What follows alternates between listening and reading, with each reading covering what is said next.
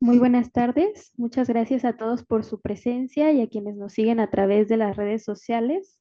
Vamos a dar inicio a esta última actividad del primer coloquio, bueno, del primer día de actividades además, del primer coloquio Construcción de fuentes en los espacios interdisciplinarios de las ciencias sociales en el siglo XXI, dilemas y oportunidades, eh, con la mesa Paradigmas y Retos 1. Vamos a contar con la participación de tres ponentes y con los comentarios del doctor Jorge Federico Eufrasio Jaramillo, a quien le agradecemos también su presencia. Cada ponente cuenta con 15 minutos para su presentación. Les haré pasar algunos papelitos, sí, para el tiempo. Y bueno, sin más, vamos a comenzar con la presentación del licenciado Daniel Flores, de la Maestría en Ciencias Sociales de la Universidad de Guadalajara, con el tema El paradigma de la complejidad y los sistemas complejos en las ciencias sociales, la policrisis venezolana como estudio de caso. Adelante, Daniel. ¿Acerco el micrófono? Así está bien. Como tú veas, creo que Pero sí me escuchan bien, ¿no? Sí. Ah, ok. Ok, a ver. Así me escucho bien, ¿verdad? Sí. Bueno, primero que nada agradecer la oportunidad de estar aquí, porque pues como lo dice el nombre pues de este coloquio es de doctorado en ciencias sociales y yo mandé correo para ver si podía yo participar a pesar de ser de maestría. Y eso me pone dos retos. Una, me hace sentir así como un poco intimidado, pero por el otro lado también me hace sentir muy honrado y pues voy a tratar de cumplir con la expectativa de estar acá, ¿no? Bueno, lo que le voy a presentar hoy básicamente es parte del marco teórico de mi tesis de maestría, que trata el tema, como ya lo dice aquí la presentación de la crisis venezolana. Y lo que me despierta el interés de estudiar la crisis venezolana desde la complejidad es la idea de que muchas veces fenómenos tan recientes como el Premio Nobel de la Paz, el despliegue militar en las costas venezolanas, todo eso muchas veces se hace a partir de lecturas simplistas, de lecturas que remiten a entender lo que sucede en América Latina en general y en Venezuela en particular, a partir de lecturas como desde el punto de vista oficialista. Se trata de una guerra económica y una amenaza contra la soberanía, y por eso es que el gobierno puede hacer cualquier tipo de políticas y todo esto. Y desde el otro punto de vista están los que dicen todo es culpa del chavismo, todo es culpa del gobierno en turno, las sanciones que deben de Estados Unidos en Venezuela no juegan ningún papel importante en el desarrollo de la crisis, este reconocimiento del Premio Nobel de la Paz a María Corina Machado no puede profundizar la violencia que ya existe en Venezuela. Todas estas visiones a veces simplistas, a veces que buscan descomponer la crisis en sus partes separadas para entenderla, es básicamente lo que yo a partir de esta presentación quisiera como problematizar un poco. Entonces, lo que les mencionaba es que existen como dos formas de ver lo que está sucediendo o dos paradigmas, dos visiones, entendiendo paradigma como principios de organización del pensamiento que gobiernan nuestra visión del mundo. Una, de acuerdo con Edgar Morin, filósofo francés, es el paradigma de la simplicidad, que es, o sea, básicamente sustenta el programa epistémico del positivismo, que se caracteriza por todo lo que vemos, todo lo que podemos medir, todo lo que podemos cuantificar, es la realidad absoluta e incuestionable. Y también se considera que todo conocimiento es objetivo, es decir, estar leyendo en una revista de Foreign Affairs sobre cómo Venezuela es lo que es porque se acercó mucho a Castro y a Cuba en su momento, ya explica todo sobre Venezuela, sin pensar que hay muchas otras variables, es básicamente como lo que propondría el paradigma de la simplicidad. Y luego, en cambio, bueno, aplicado al caso venezolano, como ya les mencionaba, a veces se considera que la crisis venezolana eh, es un fenómeno desorganizado que es necesario organizar. ¿Y cómo lo organizamos? Descomponiéndolo. ¿Y cómo lo descomponemos? A partir de, casi siempre todos los estudios son de tres crisis: la crisis económica, la crisis política y la crisis social. Y a partir de cada una de esas crisis, dependiendo del autor, ya vamos a entender las demás, ¿no? Por ejemplo, a partir de la crisis económica, del modelo del chavismo, bueno, del socialismo del siglo XXI, de la dependencia del modelo rentista venezolano, vamos a entender la crisis política y la crisis social, o al revés. A partir de la llegada del chavismo en el 98 al gobierno, vamos a entender la crisis económica y la crisis social, u otra. A partir de la polarización social que existe, vamos a entender la variable política y la variable económica. Entonces, básicamente eso es entender la crisis venezolana a partir del paradigma de la simplicidad. Y luego está el paradigma de la complejidad, que es el que voy a tratar de explicar un poquito más a profundidad más adelante, pero básicamente lo que se busca es entender que los sistemas sociales, hay incertidumbre en los sistemas sociales y que es imposible llegar a certezas absolutas o crear leyes universales para concebir lo que sucede en Venezuela, ¿no? De que esto sucede por esto y ahí termina la historia. Y en el caso de Venezuela, yo considero que a partir de esta idea de la complejidad no hay que descomponer u organizar el conflicto, sino hay que entender que cada una de las partes forma parte del todo y todo forma parte. Ahorita voy a ir un poquito más adelante con eso, cuando hable de los principios. Bueno, el pensamiento complejo, de acuerdo con Edgar Morin, y que también un estudioso de la complejidad del ITESO, justamente Luengo González, ha hablado de otros principios que se asocian a estos primeros, perdón porque la diapositiva sea tan pequeña, yo sí la veo bien desde aquí, pero yo ya entiendo que la presentación no se ve muy bien, pero se los digo. Básicamente, Edgar Morin propone tres principios del paradigma de la complejidad. El principio dialógico, el principio de recursividad organizacional y el principio hologramático. A simples rasgos, el dialógico básicamente busca la unidad en la diversidad, es decir, no se puede entender el desorden sin el orden, no se puede entender desde los estudios latinoamericanos la dependencia sin la autonomía, cada uno se necesita al otro para entenderse en su complejidad y cuando nosotros queremos entenderlos por separado o pensar que simplemente podemos estudiar lo desordenado a partir de paradigmas que lo ordenen, pues eso es básicamente va en contra de este principio ideológico. Luego está el principio de la recursividad, que esto también va mucho en contra de esta idea de la causa y el efecto, la variable independiente y la variable dependiente, y básicamente lo que propone es que los efectos y productos son al mismo tiempo causas y productores de aquello que los origina.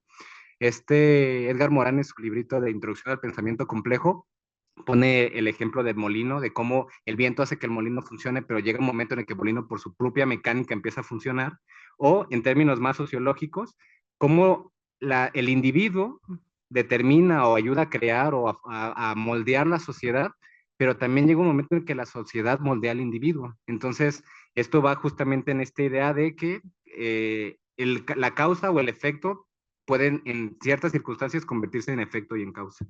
Y finalmente, y este es el que me parece más interesante, es el principio hologramático, en el que se plantea que la parte está en el todo y que el todo está en la parte. Aquí se usa el ejemplo del holograma para pensar así como en cada uno de los píxeles del holograma se encuentra la información de la totalidad. Esto ya lo mencionaba con el caso de Venezuela. No se puede entender la crisis política sin pensar la crisis política dentro de todo el sistema complejo que es la policrisis venezolana, que eso iré más adelante, así como no se puede entender la policrisis venezolana sin entender la crisis política, ¿no? Luego González, a partir de este librito que les mencionaba, empieza a hablar de otros principios que son más que nada metodológicos, como el principio sistémico de pensar en términos de sistemas, el principio de autoecoorganización, de cómo los sistemas como seres, ahora sí que cayendo un poquito en lo organista, piensa en términos de seres vivientes que no solamente se autoorganizan, sino se autoecoorganizan porque están en constante interacción con su entorno, el principio de causalidad compleja, que básicamente plantea que no existe una única causa lineal, sino que hay múltiples causas que ayudan a entender mejor los fenómenos complejos, el principio de incertidumbre, que plantea que la verdad es relativa, temporal y por lo tanto siempre provisional, y otros principios como el de la incompletitud, del conocimiento relativo, de pensar que no porque nosotros pensemos, bueno, nunca voy a entender cabalmente la crisis venezolana, no la voy a estudiar, no, la voy a estudiar entendiendo que puede que nunca la entienda por complejo, pero eso no hace que sea que le huya, sino más bien hace que entienda que es un fenómeno complejo y que vale la pena estudiarlo y entender que alguien más que lo estudie desde este mismo paradigma lo va a entender probablemente diferente a mí, porque aquí viene también la importancia de quien investiga, y ahorita que pase a la parte de los sistemas complejos, quien investiga también parte de marcos epistémicos en los cuales decide qué es lo que compone el sistema complejo. Bueno, lo que se entiende como sistema complejo no lo propone Rolando García, de que él es la primera persona en trabajarlo, ya se ha trabajado en diferentes lugares, Edgar Morán de hecho también lo ha trabajado, pero básicamente Rolando García, epistemólogo, plantea pensar los sistemas complejos como estos sistemas o estructuras complejas que funcionan a partir de la interacción de múltiples factores. Es decir, un sistema complejo está compuesto por distintos subsistemas que interactúan entre sí. no son descomponibles, como les mencionaba. No podemos entender este sistema complejo estudiando cada una de sus partes por separado, sino solo semidescomponibles. Y aquí entrando lo de los marcos epistémicos. Uno que investiga, a partir de los estudios que está haciendo al respecto, puede tener ahora sí que la libertad de pensar, según quien investiga, cuáles son estos subsistemas que componen el sistema. Porque los sistemas tampoco están como por ahí y uno los encuentra, sino que uno los piensa y los construye. Entonces, aquí en este primer esquema ya es más o menos cómo yo empiezo a pensar la crisis venezolana como un sistema complejo, que se compone por tres dimensiones: la dimensión sociocultural, la dimensión político-institucional y la dimensión geoeconómica, y cada una están, como se puede ver en el esquema, están interactuando, y esta interacción se da a partir de las distintas crisis que están, pues, se interdefinen, que este es un concepto también que propone Rolando García, que va más allá de la interdependencia. Al hablar de interdefinibilidad, se habla de que distintas dimensiones se redefinen a partir de otras y son definidas por las otras. Bueno, los sistemas complejos tienen también distintos principios. Los principios de organización, de evolución y metodológicos. Los primeros tipos de principios son básicamente para entender el sistema complejo. Por ejemplo, el principio de estratificación básicamente parte de la idea de que existen distintos niveles para abordar estos sistemas complejos. Yo, por ejemplo, además de que tengo formación de relaciones internacionales, me interesa mucho la geopolítica crítica. Mi director es un gran estudioso de la geopolítica crítica, que es el doctor Jaime Preciado, y básicamente planteamos que el sistema complejo, teniendo la crisis venezolana como sistema complejo, se tiene que pensar en distintos niveles. No podemos quedarnos solamente con el nivel nacional, sino que también existe un papel muy importante regional e internacional. Luego está el principio de la articulación interna, que básicamente es la forma en la que yo intento explicar y estudiar cómo la dimensión geoeconómica tiene su propia lógica interna, la dimensión político-institucional, la sociocultural, y cómo éstas interactúan. Y luego está el principio de las condiciones de contorno, cómo se relaciona el sistema complejo entendido como la policrisis venezolana con el sistema internacional, con las relaciones interamericanas, incluso con las relaciones entre los vecinos latinoamericanos.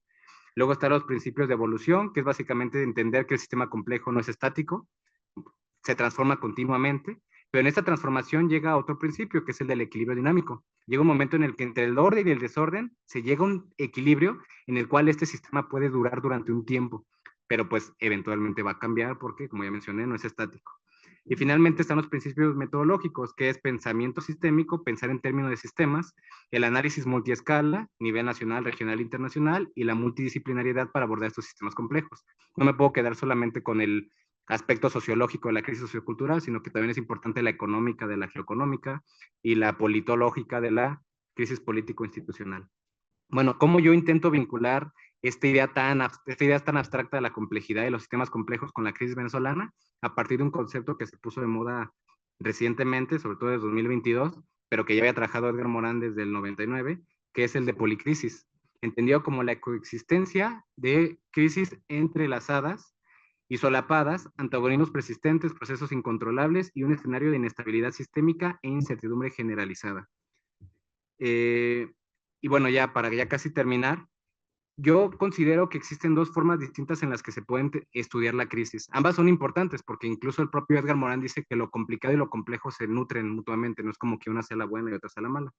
Pero yo considero que cuando se habla de crisis multidimensional, para estudiar la crisis venezolana se parte del paradigma de la simplicidad, que básicamente, como ya mencioné, descompone el fenómeno, analiza las dimensiones por separado, piensa siempre en relaciones lineales de causalidad y básicamente busca hacer una suma de las partes. La crisis política determina tal, la crisis económica tal.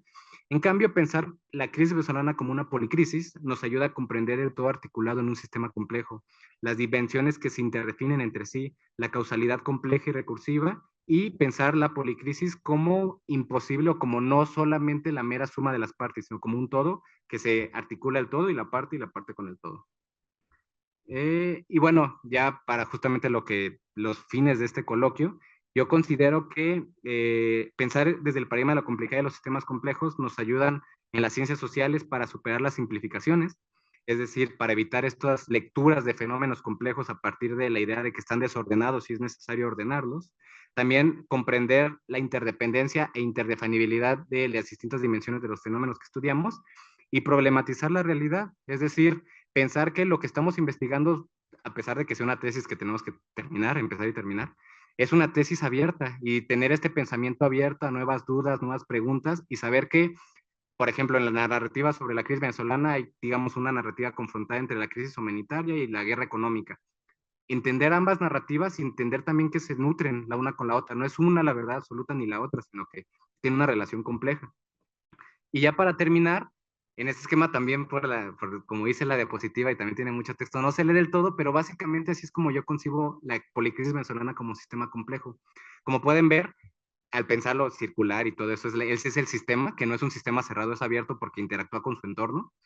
Y ahí ustedes pueden ver cada uno de los ejes que son las dimensiones, que van desde lo nacional, lo regional y lo internacional.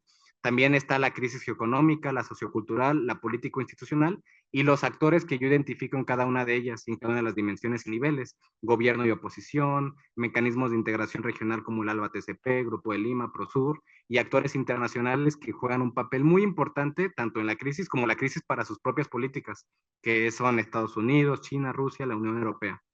Entonces, básicamente con esto terminaría y sería la propuesta de pensar fenómenos pues, que no solamente se limitan a Venezuela, también podríamos intentar pensar, por ejemplo, el golpe de Estado en China en el 73 como una policrisis, en la que también había una dimensión geoeconómica, una político-institucional, una sociocultural, donde también habían distintos niveles, el nacional, el gobierno de la unidad popular, el contorno regional en la Guerra Fría, el contorno internacional, Estados Unidos, su injerencia en diferentes países de América Latina con la doctrina de seguridad nacional.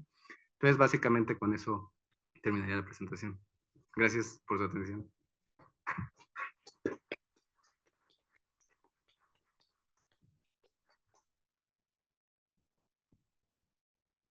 Muchas gracias, Daniel. Felicidades también por tu presentación. Vamos a continuar entonces con la presentación del maestro Carlos Fernando Zapata González, estudiante del doctorado en Historia Iberoamericana de la Universidad de Guadalajara. Y adelante. Muchas gracias. La presente propuesta tiene como propósito explicar las estrategias aplicadas en el análisis documental para resolver el problema del mestizaje planteado como un fenómeno que permitió mecanismos de dominación y libertad de agencia en mestizos y castas durante el periodo colonial.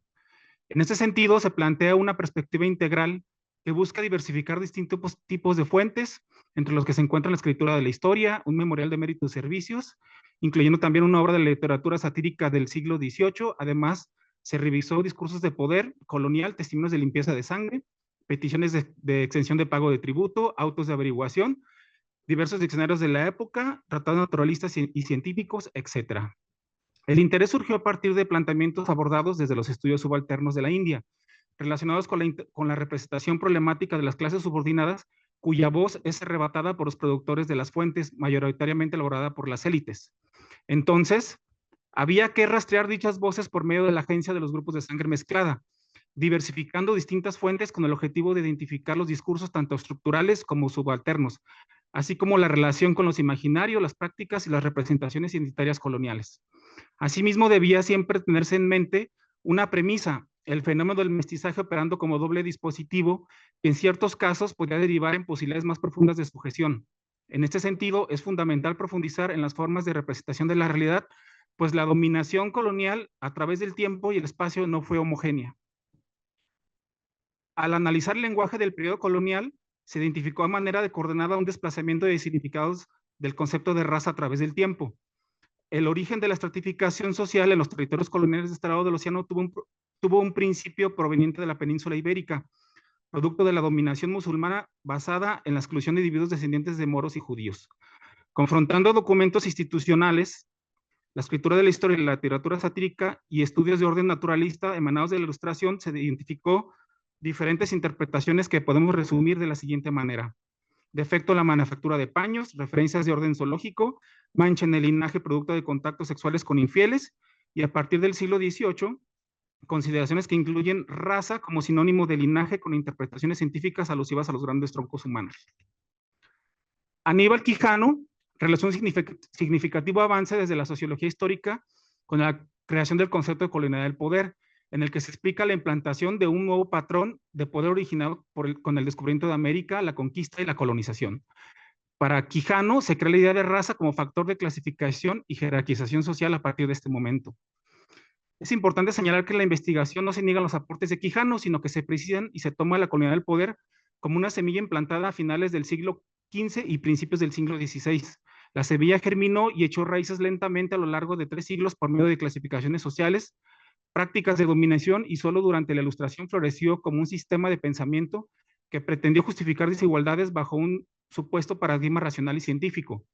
Por tanto, Nuevo Mundo, por lo menos en los 2 primeros tercios de dominación, se implantó una estructura basada en el imaginario social de limpieza de sangre y no racial en el sentido moderno de la palabra. El mismo ejercicio se realizó con el concepto de mestizo, el cual también ya ha sido explicado historiográficamente con base en la documentación colonial.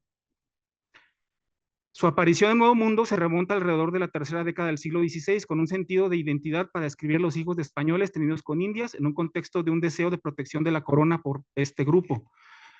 En el primer capítulo de la tesis, escrito principalmente con fuentes secundarias, se construyó un escenario contextual para situar a este sector entre el privilegio, la segregación y la subalternidad social. El cambio puede ubicarse precisamente en el siglo XVII, con la recuperación demográfica tras la caída de la población indígena por motivo de la conquista. Debido a que el sector mestizo en aumento, se consideró una amenaza para la estabilidad social de los diferentes virreinatos. Momento en el que también se endurecen las medidas restrictivas en la legislación colonial. Este fue el punto de partida que permitió profundizar en el pensamiento y las identidades contenidas en los discursos. Para resolver el problema, se decidió establecer un ejercicio hermenéutico estudiando 2 autores de origen mixto en los que se analizó su obra situada en el contexto. El Inca Garcilaso de la Vega, con sus comentarios reales e historia general del Perú, y la historia de la nación chichimeca del novohispano Fernando de Alba Ixtlilxóchitl. Ambos representan ejemplos paradigmáticos y realmente comparables, pues tanto por la brillantez de su trabajo como por las similitudes en la forma de pensar y representar la realidad histórica de la conquista. Mientras el Inca recurrió a la escritura de la historia para reivindicar su existencia, conciliando el pasado prehispánico de la cultura materna con la fuerza de la cultura paterna, cristiana y conquistadora, Ixtlilxóchitl, por su parte, realizó una operación comparable, pero a través de un memorial de méritos y servicios para legitimar la posesión del cacicazgo de San Juan Teotihuacán, el cual a principios del siglo XVII se encontraba en manos de su familia. Metodológicamente fue necesario en esta etapa de la investigación aplicar técnicas del análisis del discurso. En este sentido, tanto Garcilaso de la Vega como Ixtlilxóchitl cuestionaron a la historia escrita a través de la crónica hispana y representaron de forma providencialista la historia, donde las culturas inca y texcocana tuvieron una función esencial para la llegada del cristianismo a Nuevo Mundo. Como segunda operación se estudió la cuestión identitaria de los autores. El peruano decía llamarse mestizo a boca llena, aunque en Indias lo toman por menosprecio, mientras su contraparte se posicionó como descendiente de la más alta nobleza texcocana. Esto debido a que su estirpe legitimaba la posesión del citado cacicazgo por parte de su familia, ante el peligro de perderlo por motivo de que su madre era mestiza y su padre era español. Dicha procedencia podría situarlo como castizo, y los mismos testigos presentados en las probanzas de limpieza de sangre precisamente así lo identificaron tanto a él como a sus hermanos. Un punto puede tomarse como paradigmático entre varios autores, el cual es la forma de conciliar el mestizaje mediante el cambio de sus propios nombres. El peruano fue nombrado por sus padres como Gómez Suárez de Figueroa para en España cambiarlo por Gómez Suárez de la Vega, y posteriormente autonombrarse como Garcilaso de la Vega en honor a su padre y al ilustre poeta toledano. Es hasta la publicación de su obra histórica sobre la Florida cuando adoptó el mote del Inca, reivindicando ambos mundos como síntesis de su identidad. Fernando Peraleda Ixtlilxóchitl, aunque se desconoce la fecha en que adoptó el apellido de Alba, Edmundo Gorman sugirió que lo hizo en honor a 2 capitanes, tanto del Viejo como del Nuevo Mundo. El trabajo de investigación en este punto requirió otro ejercicio análogo, pero situado ya en el siglo XVIII, justo antes de que se concretaran las ideas científicas y taxonómicas de la Ilustración en América. Para ello se recurrió a una obra de la literatura satírica, titulada Las Ordenanzas del Baratillo de México. Vio la luz en 1734 de forma manuscrita y anónima bajo el seudónimo de don Pedro Anselmo Creluz Jaché, por lo que se editó y se publicó formalmente hasta el 2022. Es un caso relativamente contrario al trabajo del Inca y de Ixtlilxóchitl, pues mientras estos provenientes del mestizaje en los albores del siglo XVII miraron a la conquista para construir un relato histórico, Creluz Jaché escribió sobre su propio presente para hacer una crítica satírica de la sociedad novohispana. En esta narrativa, el mercado del baratillo es un reflejo de la sociedad novohispana, una crítica a la organización y estructura social cristalizada en una cofradía ficticia llamada la Hermandad de la Uña, conformada por pícaros, ladrones y embusteros que se ganan la vida robando las clases acomodadas de la Ciudad de México. Se trata de un mundo al revés, gobernado por mestizos, mulatos y castas que una vez instituidos, buscan normar el hurto y el engaño. Nos encontramos ante una distopía donde paradójicamente criollos y gachupines aparecen como las víctimas. Se denuncia además una clase particular de peligro que condena a la mezcla social en todas sus formas. Incluso discursivamente se reprueba el mestizaje en términos históricos en la península. En este sentido subyace una denuncia, pues la población hispana a lo largo de la historia había tenido diversos contactos sexuales con distintos pueblos, entre los que se encuentran romanos, fenicios, godos, judíos y moros. Por tanto, se considera que a la conquista y colonización de América, según su punto de vista subjetivo, vinieron, y cito, los peores de cada casa de España. Eso porque condenaba el mestizaje que había pasado anteriormente en la península antes de la conquista de América. Se recurrió nuevamente al análisis del discurso con el fin de explicar la estructuración de la obra en varios niveles enunciativos. Por tanto, podría resumirse dicha sátira en una oración.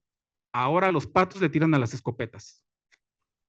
Un fantasma es representado por el autor, el mestizaje que amenaza el status quo, cuya mancha indeleble puede estar presente hasta en las familias más reputadas de la sociedad. La mezcla con el elemento negro que porta el estigma de la esclavitud es representada como la máxima mácula en una sociedad en la que el discurso de segregación con base en la presencia del linaje de cristianos viejos es ya caduco e insostenible. En este sentido, fue necesario realizar un cruce interdisciplinario en la interpretación del texto. Retomando la idea de pureza y peligro del antropólogo Mary Douglas, se logró relacionar el concepto de contaminación como símbolo de descomposición social que el autor identifica visiblemente principalmente en los rasgos físicos de la población novohispana. El fenotipo aparece entonces como signo estigmatizante mediante cualquier expresión física del elemento negro como las pasas, que es el cabello, el olor, o hedor a chinches, la jeta, la roseta y el nalgatorio muy adelantado hacia atrás. Una vez resuelta esta cuestión social, para cerrar la investigación se estudió dentro del contexto del cientificismo de la Ilustración el fenómeno de la colonialidad como locus de enunciación del poder. El objetivo de este paso final fue ubicar a mestizos, mulatos y castas subalternizados en términos raciales por el episteme eurocéntrico en constante tensión con la estructura colonial ante las posibilidades agenciales limitadas. Dos procesos taxonómicos paralelos fueron identificados. Por un lado, la aparición de las conocidas pinturas de castas, cuyo fin era explicar la diversidad de la composición social colonial, y por el otro, la irrupción del concepto de raza desde el naturalismo como forma de clasificación con la aparición en 1735 del Sistema Natural de Carlos Molineux. A partir del siglo de las luces, mestizos y castas son representados como malas razas, sin embargo con la posibilidad de blanqueamiento, mientras en la práctica el linaje no entra en contacto con el elemento negro. Durante el siglo XVIII fue común el uso de las probanzas de limpieza de sangre en diversos documentos oficiales en los cuales se exponían argumentos sobre la pureza del linaje. Este recurso funcionó como un medio legal empleado por las élites para reservarse y accederse a cargos públicos, ingresar a órdenes religiosas o obtener grados académicos con el fin de defender el orden envenenando el clima social. Un testimonio rescatado del Archivo General de la Nación refiere que en la ciudad de Guadalajara, el 23 de noviembre de 1738, se estableció un auto de averiguación en contra de Mariana de la Cámara, que había participado en el sorteo de huérfanas en el convento de San José de Gracia, por motivo de sospechas de su calidad de mulata. En dicha pesquisa, el presbítero Manuel de Estrada apuntó que la acusada fue hija de una mujer hermana, una negra mandadera de la misma institución, subrayando que es público y notorio en todo el barrio. El objetivo de la pesquisa sobre la calidad fue impedir que pudiera acceder a los 300 pesos de dote del sorteo. Aunque siguió aludiendo al principio de la procedencia del linaje de cristianos viejos, ese factor religioso era ya obsoleto en América, por tanto había que impedir que individuos advenedizos pudieran acceder a posiciones reservadas para el sector peninsular y criollo.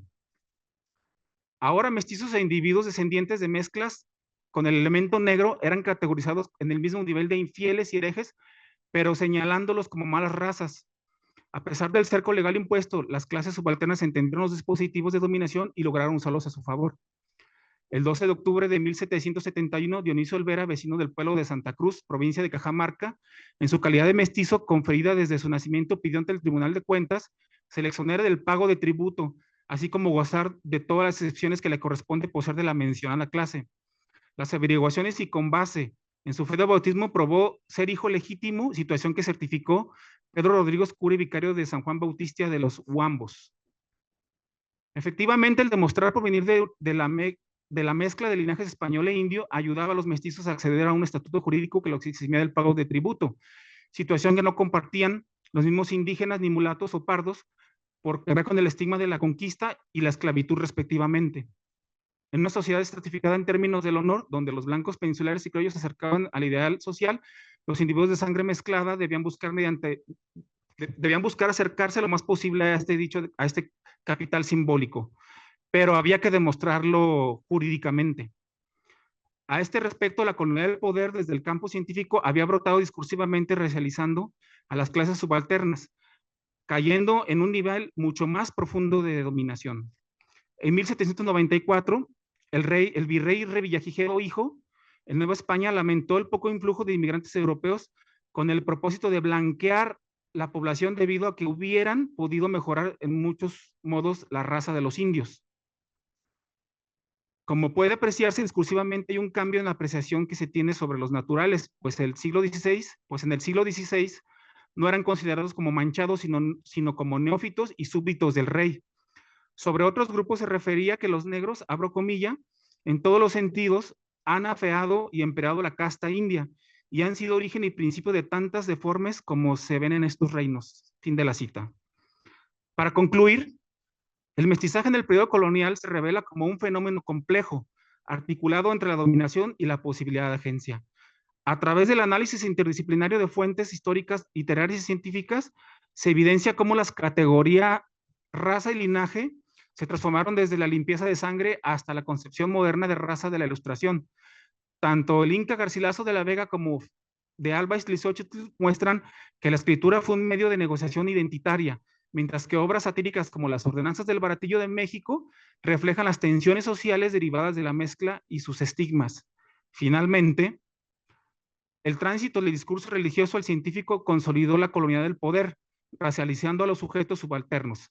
Sin embargo, los mestizos y castas no fueron meros receptores de la dominación, comprendieron los dispositivos coloniales y los emplearon estratégicamente, revelando que la historia del mestizaje también es una historia que puede reinterpretarse, que puede reinterpretar el orden social. Muchas gracias.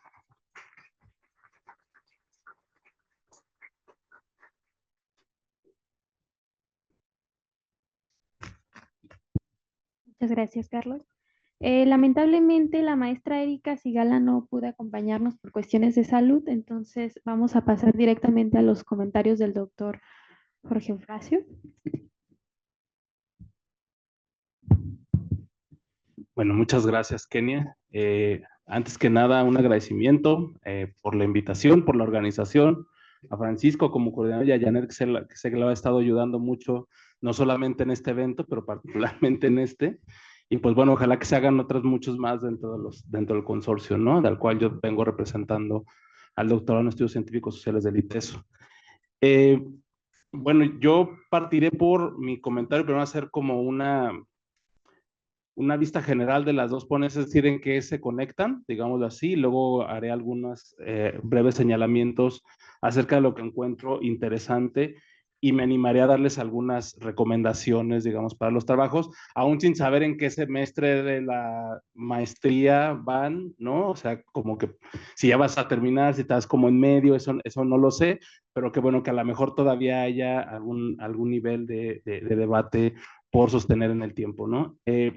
Primero yo, además de felicitarlos, me parece que hay un rasgo interesante en ambos proyectos, en ambos trabajos de investigación, que si bien viene uno de ciencias sociales y otro de historia, me parece que hay un diálogo que ambos sostienen con teorías sociológicas o con otras teorías dentro de las ciencias sociales que les ha permitido plantear algo más bien interdisciplinario y obviamente eso se celebra, ¿no? Y bajo esa perspectiva me parece que también comparten algo, aunque lo tratan de manera muy diferente, que es un diálogo con este gran debate que no es exclusivo de la sociología, pero que está ahí muy presente, que es el de la estructura y la agencia. Tú lo señalabas en algún momento cuando hablaba acerca de qué tanto la sociedad moldea al individuo y qué tanto el individuo en todo caso tiene libertad frente a esa sociedad que lo moldea. es un debate que la sociología tiene desde hace muchos, muchos años, muchas décadas. No creo que lo vayamos a resolver pronto porque es difícil pensar que hay una regla única para eso, pero bueno, es interesante justamente cómo sigue siendo actual, más allá de que tiene muchos años de siendo debatida en las ciencias sociales e insisto, muy particularmente en la sociología.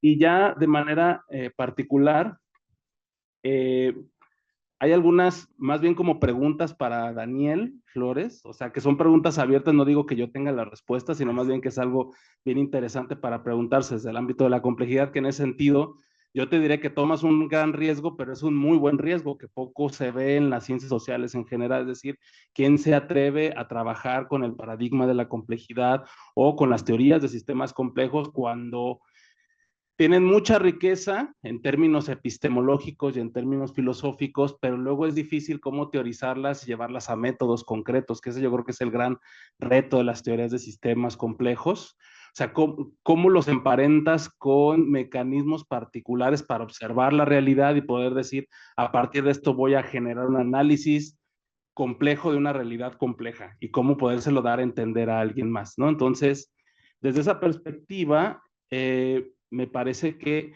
es necesaria acompañar como estas ideas. Sí es cierto que Morán siempre será una referencia. Enrique Levengo para nosotros en el ITESO pues es una referencia también de cómo se trabaja la complejidad. La teoría de sistemas complejos o el mundo de los sistemas complejos de Rolando García también es una referencia, pero incluso hiciste mención de los sistemas sociales y esos, ellos en realidad poco lo mencionan en términos teóricos, ¿no? Y creo que si alguien lo hace y lo lleva a la práctica en términos teóricos es Niklas Luhmann. Me parece que Niklas Luhmann es uno de esos pocos autores que crea una verdadera teoría sociológica con mecanismos metodológicos particulares que podrían permitir como trabajarlo de alguna. Sé que es complicado quizás leerlo, pero dado que estás como en ese camino, te diría, ahí hay una cuestión por explorar que me parece muy interesante, y dado que lo que vas a trabajar es más relacionado, aunque no exclusivamente, me parece que es el preponderante, es el sistema político, como lo vería Luhmann. Yo creo que Introducción a la teoría de sistemas de Niklas Luhmann y el libro azulito de sistemas políticos de Niklas Luhmann pueden ser muy importantes, dado que lo problematiza al final de cuentas a partir de la comunicación entre los sistemas. Eso yo creo que podría funcionarte muy bien. Porque también hay otros elementos que me parece que, y justamente te lo dejo como preguntas, la teoría de sistemas creo que tiene la fortaleza de no estar viendo siempre crisis. O sea, si la pregunta sería, si siempre estamos en crisis, ¿por qué nunca se acaba el mundo, digámoslo así, ¿no? O ¿por qué no se acaban los sistemas sociales? Entonces, a lo mejor porque en realidad no son crisis, sino más bien como justamente son fluctuaciones en el sistema en que entra nueva información, es decir, conflicto, se naturaliza en conflicto, esa información hace algo en el sistema hace algo con esa información y luego resuelve algo, no como pensaríamos desde un ámbito normativo de si lo hace bien o lo hace mal, pero algo hace para provocar el principio fundamental de teoría de sistemas y de cualquier sistema es cómo me autorreproduzco, cómo logro mi reproducción en el tiempo.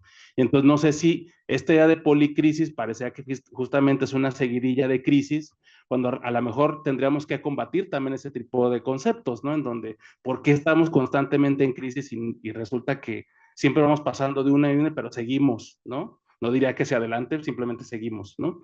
Y entonces creo que eso también nos lleva a ser críticos acerca de, dado que la teoría de sistemas también da un buen marco en términos de epistemología, del debate de las dicotomías simplistas. O sea, como tú bien decías el ejemplo, también había uno que es democracia versus normalmente que es lo otro que es autoritarismo y que por lo tanto eso es una explicación muy simplista de lo que ocurre en Venezuela.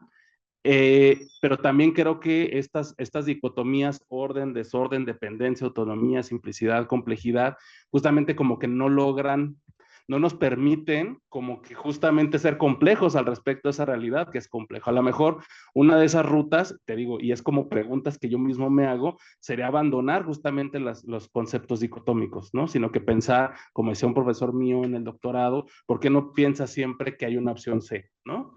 Y entonces eso ayuda justamente a como que teorizar y construir desde otra perspectiva. Me parece que en este sentido, y dado que Le vas a entrar por el lado de la geografía política también, además de las teorías de la organización, que me parece que algo ya te ha dado Jaime.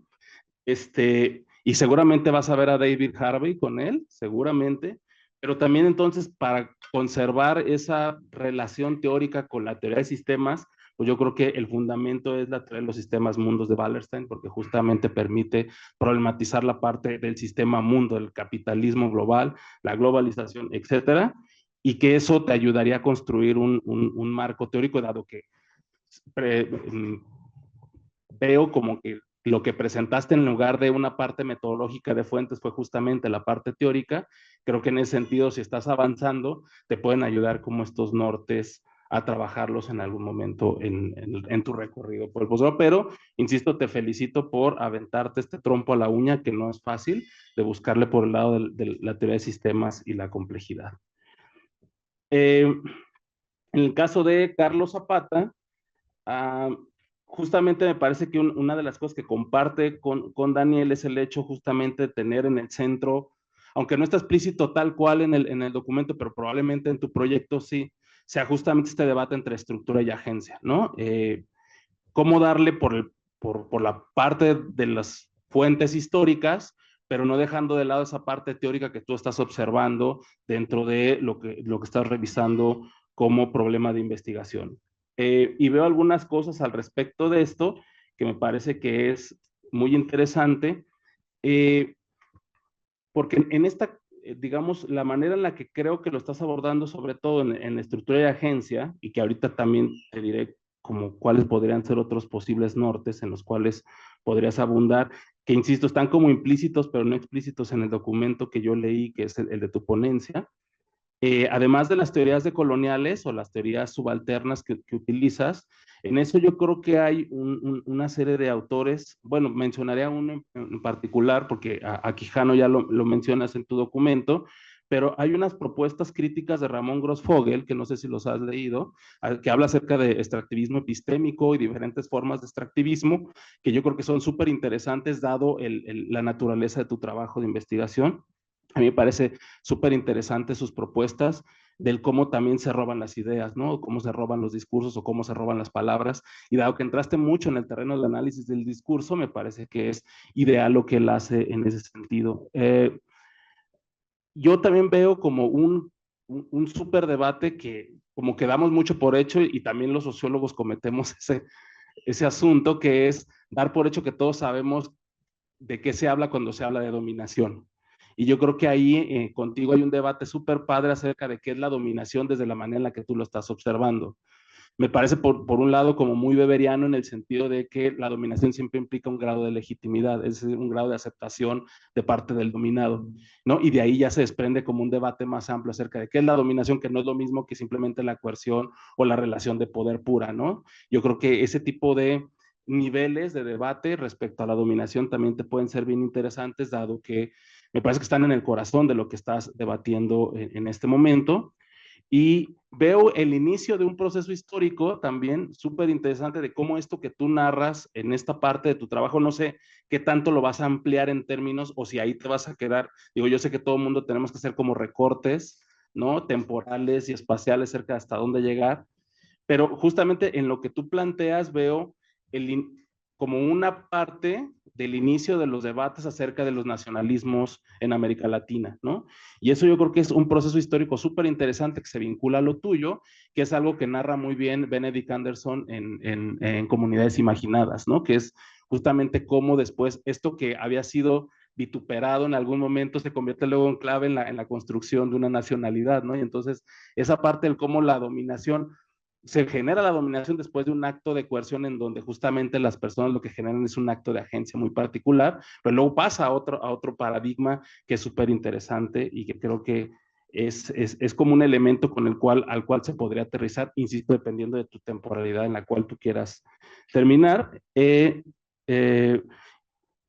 Y lo que decía acerca de este debate entre estructura y agencia, utilizabas el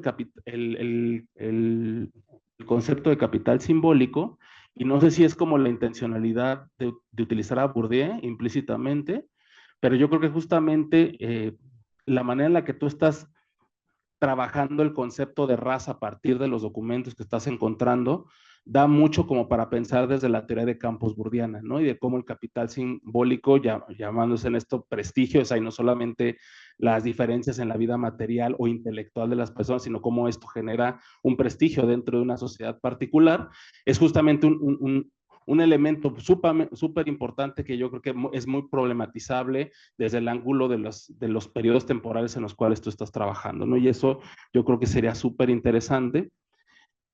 Y lo último que también es una recomendación que te podría hacer, que aunque es una cosa más moderna, me parece que es un ejemplo muy parecido a lo tuyo de cómo la receptividad no es justamente lineal, sino que las personas al recibir algo, en el caso que te voy a poner del Estado Nacional, ¿no? De un Estado-nación, se cree que va a tener una receptividad homogénea en las poblaciones y resulta que no lo es y que se genera incluso una forma de agencia a partir de eso que reciben las personas del Estado-nación. La autora se llama Lila Abu Lughod. No me acuerdo muy bien del título del artículo, pero es algo así como la receptividad de las novelas en África.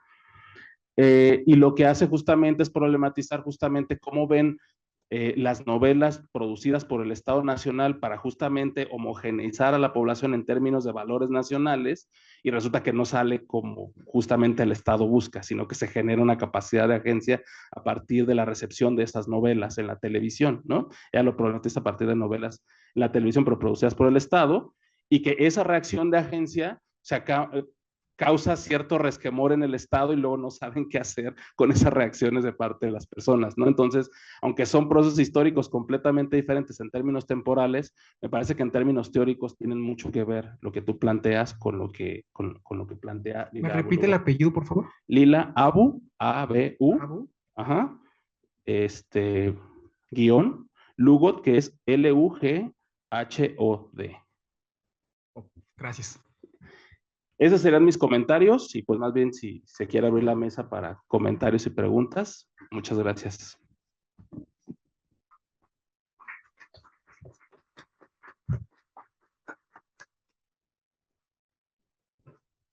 Muchas gracias, doctor. Entonces abrimos el micrófono para los presentes, incluso para los ponentes también.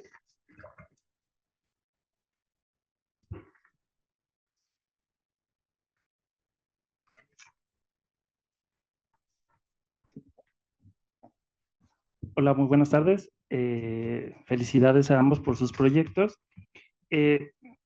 Justamente retomando el proyecto, bueno, ambos proyectos me surgían a la luz de los comentarios del doctor. Justamente recordaba este autor, doctor, sobre Santiago Castro Gómez, que justamente habla o se acerca a esta cuestión de la justamente estructura y agencia, ¿no? Donde habla justamente o aborda la cuestión entre la colonialidad y como proceso y como instancia ya en la estructura, ¿no? Entonces no sé qué tanto también pueda funcionar este tipo de análisis. Digo, porque creo que es uno de los autores que más me ha gustado, aparte que es latinoamericano, Santiago Castro Gómez, creo que es chileno, si más no me equivoco. Entonces, no sé qué tanto podría ayudar a entender eso, ¿no? Tomando en cuenta que él sí hace mucho esta diferencia entre el proceso colonial o el proceso que se llevó, que si bien fue violento y hubo todo un extractivismo, pero fue más de recursos. Él menciona que hay una colonialidad que se queda presente una vez que se van los procesos de colonialidad. Entonces, recordando eso, creo que sería interesante igual o algo útil que abordar esto, ¿no? Y con respecto al proyecto de Daniel, justamente también coincido con que es una gran apuesta o una apuesta, mucho, imagino que ya te han dicho que es riesgoso, ¿no? Utilizar a Morán en un tema de relaciones internacionales. Pero más que, mi duda sería si tu planteamiento, más que entender el fenómeno, es como un abordaje teórico-metodológico para entender la complejidad de este tipo de abordajes, ¿no? De este tipo de fenómenos. Si algo le podemos criticar a las teorías de RI son que tienden a ser un tanto abstractas y tienden a ser desarrolladas desde la hegemonía. Y hay muy poco que se ha desarrollado más allá del pensamiento cefalino, el abordaje teórico propio, ¿no? Latinoamericano. Entonces, no sé si más bien esa sea tu propuesta, o sea, una propuesta de abordaje hacia nuevas maneras de entender la complejidad latinoamericana, más allá de que explicar el fenómeno venezolano, ¿no?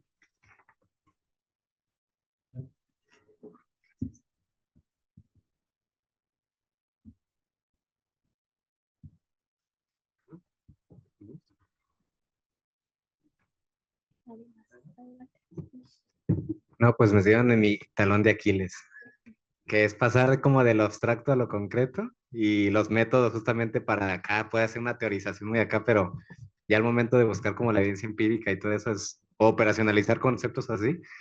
Pero bueno, me quedo con esos comentarios de que sí importa. Justamente estoy en tercer semestre, que es en el de justamente los métodos, todo eso. Y sobre lo que me preguntabas, Juanma, este, pues yo lo que lo tengo planteado es como un estudio de caso. Y los estudios de caso, así como muy resumida, se suelen pensar como dos tipos de estudio de caso. El intrínseco y el instrumental. El intrínseco sería estudiar el caso como tal, por el caso en sí mismo, ¿no? A estudiar a Venezuela porque me interesa entender la complejidad, las dimensiones, todo eso. Y luego está el estudio de caso instrumental, que es a partir de este caso buscar cómo hacer desarrollo de teoría. Y pues para meterme el pie solito de nuevo, pues yo quiero hacer las dos. Porque justamente eso se dice que no tienes que quedarte solo con uno de los dos. Un estudio de caso puede tener un poco de los dos. Puedes intentar entender el fenómeno, yo en este caso la crisis venezolana, entenderla, su complejidad, sus dimensiones, sus actores, sus niveles, pero al mismo tiempo también pensar en términos de, ¿y esta propuesta teórica se podría aplicar a otro lado? Probablemente fuera de América Latina se me hace difícil pensarlo, pero por eso mencionaba, es que cuando pienso en la forma en la que yo estoy proponiendo comprender la crisis, no tanto ni explicarla, sino intentar abordarla, se me viene mucho a la cabeza Chile de 70 a 73, pero seguramente también podría alguien pensar en el Perú de los 90 o pensar en el Ecuador actual o pensar en diferentes experiencias de crisis o con lo que se considera en crisis, aunque a veces tengamos que trascender ese concepto, en el que se puede observar tanto su multidimensionalidad, es decir, se puede observar lo social, lo económico, lo político, y que también se proyecta no solamente en lo nacional, sino en lo regional o internacional. Pero sí, o sea, es algo que tengo que trabajar todavía y aprecio mucho los comentarios y las recomendaciones. Gracias. Muchas gracias por los comentarios. Los tengo, tomé nota. Creo que debería precisar que en este momento estoy ya cerrando la tesis de doctorado. Estoy redactando la introducción y las conclusiones.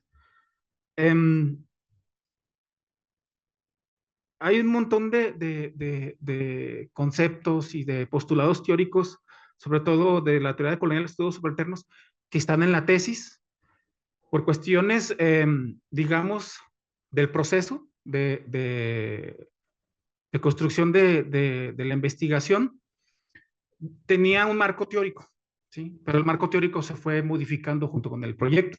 Entonces, ese marco teórico, gran parte de ese marco teórico no se va a incluir en la tesis y se decidió, junto con mi director de tesis, que esas discusiones estuvieran en los capítulos, por ejemplo, de la teoría colonial.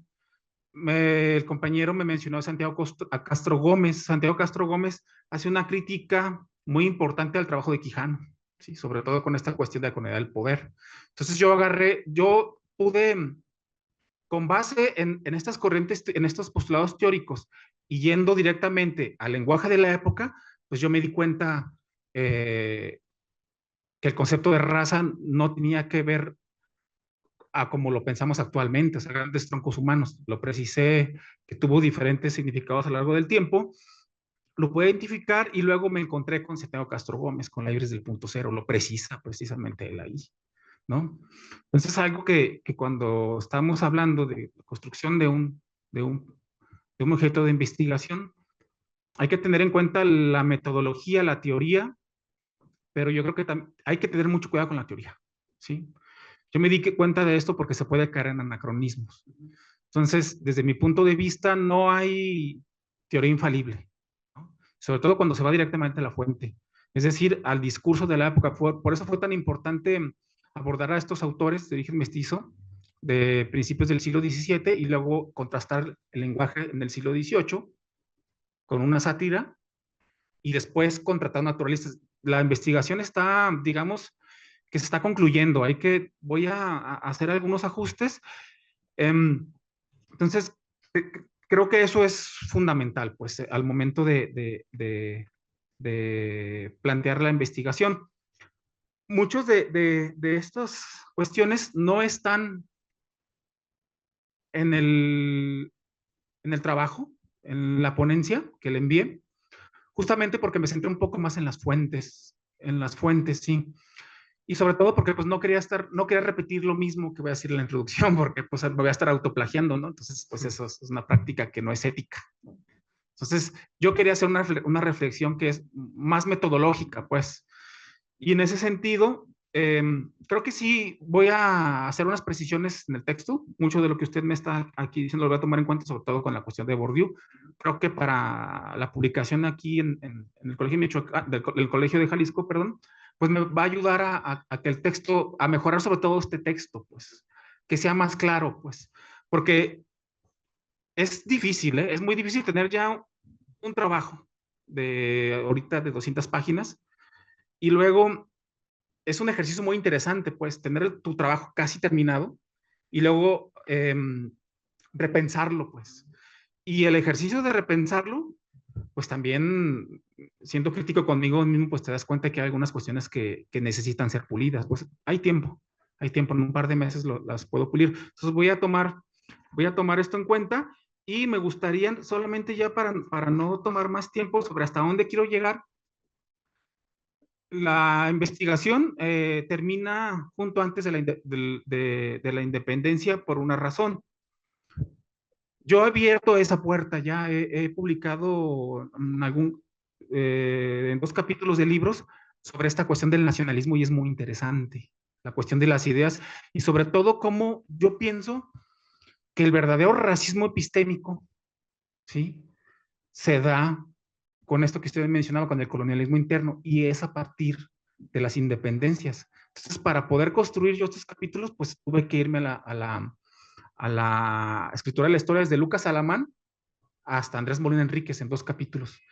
Entonces, ese guiño, doctor, la verdad, ahorita que usted me comenta, pues estoy convencido después de terminar mi tesis de licenciatura, que también por ahí puede abrirse mi carrera mucho, pues, sobre todo porque es un abanico enorme de obras y que no solo, porque ahorita tengo a México trabajado, pero sería muy interesante compararlo con otras partes de Iberoamérica.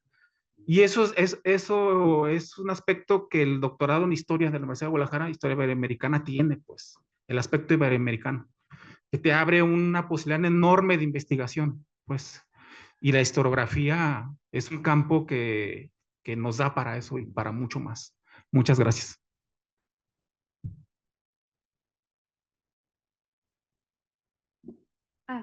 Adelante, Edgar, te escuchamos.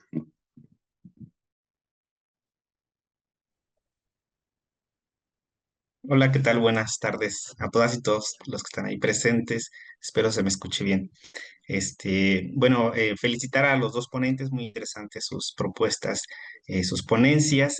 Quiero hacer más bien unas reflexiones para el maestro Carlos Zapata. De ahorita acaba de aclarar que su proyecto bueno, lo que presentó es parte de su tesis y que ya está en esa parte de pulirla, ¿no? De ya ir acomodando un borrador final.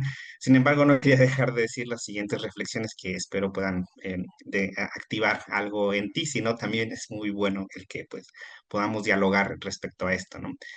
Sobre todo uno es que, bueno, al menos yo puedo entender que ciertos procesos de apropiación y las prácticas de apropiación de una sociedad pues se puede dar como en dos modos, ¿no? Una por parte de las que son asimiladas y otra las que son acomodadas, es decir, que tú ya lo mencionabas, ¿no? Que no fueron agentes pasivos, sino que también fueron agentes activos. Entonces, en ese sentido, por un lado, lo que se impone pues sí, va permeando en esas sociedades, pero se va asimilando, no se imponen tal cual, ¿no?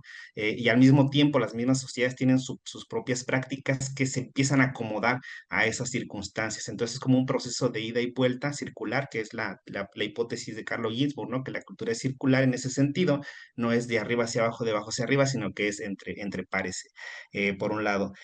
Por otro lado, y quería señalar que esta cuestión del mestizaje que mencionas, necesariamente no solo es una cuestión de, bueno, entre comillas, racial, como tú dijiste, es un concepto anacrónico, o de sangre, poderlo decir, de mezcla de sangre, sino que también es en las prácticas mismas, ¿no? Y en todos estos procesos, porque sí a lo mejor podemos hablar de comunidades indígenas que a lo mejor no tuvieron mucha mezcla, pero sí igual en sus prácticas. Y lo menciono porque también se intentaron muchas comunidades durante el siglo XVII y principios del XVIII, comunidades indígenas, de ajustarse a todas las prácticas burocráticas traídas de la península, ¿no? Al grado de que se empiezan a inventar documentación para solicitar. Tú ya mencionabas en algunos casos de mestizos, pero en este caso de lo que yo menciono son de indígenas que están tratando de utilizar toda esta burocracia para poder acceder a ciertos privilegios de cacicazgos, etcétera, ¿no? Y que eran documentos, pues sí, falsificados, ¿no? Por otro lado, también mencionar que el movimiento criollista, si se le puede decir así, del siglo XVIII, y sobre todo en el ámbito intelectual, es una visión hasta cierto punto optimista que señala Jorge Cañizares Esguerra con uno de sus conceptos que él creo que es el que lo pule, que es el de epistemología patriótica, en el sentido de lo patricio, no lo patriótico como lo entenderíamos hoy, sino en ese sentido de lo patricio, de que, bueno, es una forma frente a las críticas europeas sobre digamos, los virreinatos no hispanos, que pues se señalaba por un lado y que también son respuestas que da Yara Yeguren, Alzate, bueno, otros intelectuales, ¿no? Del centro inclusive de Guadalajara también he encontrado algunos intelectuales yo que hablan de esto, ¿no? Esta defensa un poco, inclusive sí a veces asumiendo cierta responsabilidad a cierto grado, pero por otro lado haciendo defensa de esto, sobre todo en cuestiones de la interpretación de fuentes, ¿no? Que es el caso de cómo los códices novohispanos, bueno, considerados prehispánicos o antes de la llegada y de la invasión, debían ser leídos por los originarios de la tierra y no por los extranjeros. O sea, eso ya es una visión muy particular y que, bueno, también estos historiadores, sobre todo el siglo XVIII, tienen una idea muy optimista de ese pasado indígena, ¿no? Por otro lado, también a mí, bueno, al menos en lo personal, he tratado de argumentar y creo que, bueno, hay algunos otros historiadores que se pueden sumar a esto, es que para mí no existió una ilustración hispana y creo que en ese sentido también la decolonialidad tiene que cuestionar las periodicidades eurocéntricas y sobre todo las categorías de análisis que se puedan emplear. Y bueno, en ese caso Mauricio Beuchot y Víctor Gayol están en esa bandera, ¿no? De cuestionar eso de la ilustración, si acaso principios del siglo XIX, cuando ya se empiezan a autodenominar como tal, pero al menos para el siglo XVIII la intelectualidad no me parece en lo personal que sean ilustrados, ¿no? Sino más bien en cierto sentido eclécticos o como ellos mismos se denominaban, modernos, que es lo que sí he encontrado en sus escritos y en algunos puntos. Bueno, eso era lo que quería comentarte un poco y también, bueno, en ese sentido, dejar de lado estas lecturas teleológicas ya propuestas, ¿no? De que una independencia, o las independencias tienen su origen en ciertas lecturas ilustradas, en ciertos panteones, y bueno, Chartier ya lo demostró inclusive para Francia, que pues es más bien es a la inversa, ¿no?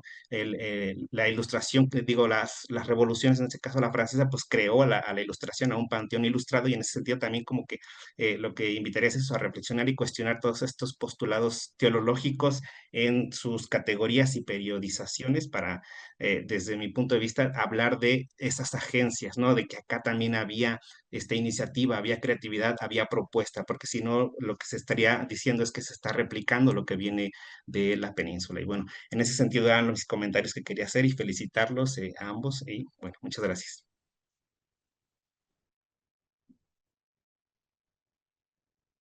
Gracias. Sí, muchas gracias por los comentarios. En el capítulo 5, cuando trato el tema de la ilustración y sobre todo esta cuestión eurocéntrica, cuando se digamos que cuando se concreta el concepto de raza en, digamos, en las representaciones, los imaginarios, sí me tocó revisar a varios autores ilustrados, ¿sí? Revisé muchos tratados naturalistas, tanto de Nueva España como de Sudamérica, revisé varios, y varias obras, por ejemplo, ayer Aguren me tocó, bueno, lo cité, y estaba muy preocupado él por, en esta, digamos, controversia con las descalificaciones que tienen los ilustrados desde Europa. Yara Yeguren estaba muy preocupado porque, citándolo, decía que, pues que con las pinturas de cajas y con ciertas expresiones del saber, pues estaba preocupado porque él creía que en Europa iban a pensar que todos los novohispanos eran champurros, ¿sí? Entonces, estaba esta cuestión de limpieza de sangre. Pero ya yéndote a revisar los tratados naturalistas, ¿sí? Cuando ya entra este cientificismo al pensamiento novohispano y cuando se empiezan digamos, a cristalizar todas estas ideas de la ilustración, yo básicamente, para poderlo, digamos, sustentar, me fui directamente al discurso, ¿sí? A estas grandes categorizaciones y sobre todo al lenguaje, pues a partir de estas taxonomías que se dan, que son dos procesos que corren paralelos, primero con las pinturas de castas, corren paralelos, y después, a partir de la obra de Linneo y también de algunos filósofos, corren paralelos, pues yo básicamente me di cuenta que entran en el imaginario, en la representación de estas taxonomías, pues. Y yéndote al lenguaje, te das cuenta que la estructuración, como lo plantea Quijano, racial, se da hasta la ilustración, pues, yéndote al lenguaje y en cómo utilizan el término de raza, ¿sí? A partir de la ilustración, ya raza no se da en términos de limpieza, bueno, sí se da un poco, se da en términos de limpieza de sangre, pero ese matiz, ¿sí? De contacto o de contaminación, digamos, con infieles que son moros y judíos, ya pasa a un segundo término, ¿sí? Está esta cuestión del fenotipo, de identificar a las personas por su color de piel, por su forma del cabello, el color de la piel y todos estos rasgos físicos, pero también ya, digamos que desde la ciencia, se les atribuyen capacidades, o más bien se les pone un cerco y se las atribuyen, digamos que se les limitan o se les representan los discursos de una manera peyorativa con menos capacidades que la gente, digamos que el sector blanco, pues. Entonces, a partir de este cientificismo, se considera que el sector, sobre todo en Iberoamérica, que el sector blanco superior, pero había que rastrearlo por medio de los discursos, sustentarlo por medio de los discursos. Porque como lo dije en la ponencia, durante las primeras 2/3 de la dominación colonial, la estructuración de la sociedad se daba en términos de limpieza de sangre, ¿sí? Entonces eso empieza a cambiar hasta el siglo XVIII. Y las pinturas de castas lo podemos ver en estas obras pictóricas, pues, a través del fenotipo, la importancia del color de la piel. Y que también se representan, digamos, el carácter de las mezclas en la vida cotidiana, ¿sí?